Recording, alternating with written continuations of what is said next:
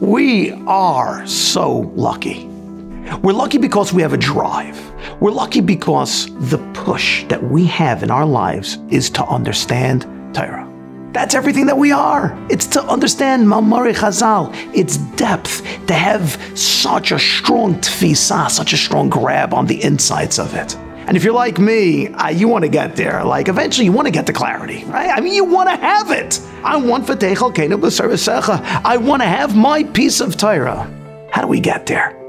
There's this incredible story. I cried by the story. Reb Moshe Shapiro never really shared stories about his life when he was younger. But when he did, it was awe-inspiring. So he shared one time on a Purim about when he was much younger. He was a little child, and he and his friends were playing outside of Punovich, the yeshiva, Eretz Yisrael. And there was a blackout. Nobody could learn, so everybody moved out of the Bet Midrash. But he and his friends felt, hey, this is an opportunity. Let's run inside and go in the base Midrash, play hide and seek while it's dark in there. They go inside. The entire Bet Midrash in Punovich is black. It's dark. There's one old sage, one old yid sitting in the corner.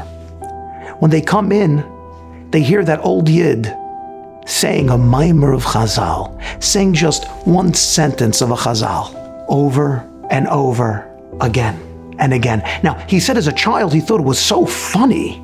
He's just saying that same sentence over and over. He said as kids, we began laughing. It was funny. But then he didn't stop. He kept on saying it again and again and again, with that sing-song tune of the Balei Musar, and again with that beautiful melodious voice, and again and again. And we stopped laughing. We all became serious. A few more times, and we all began crying from that Maimer Chazal. He said, I gave a look. That old sage, it was Rav Dessler in his older years.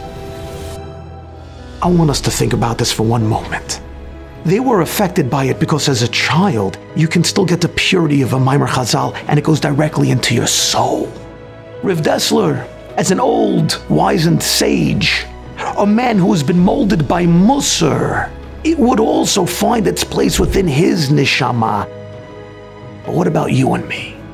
The only way that'll ever affect us in our life is only if we keep ourselves pure as the child, or keep ourselves in control as the great Baal Musar.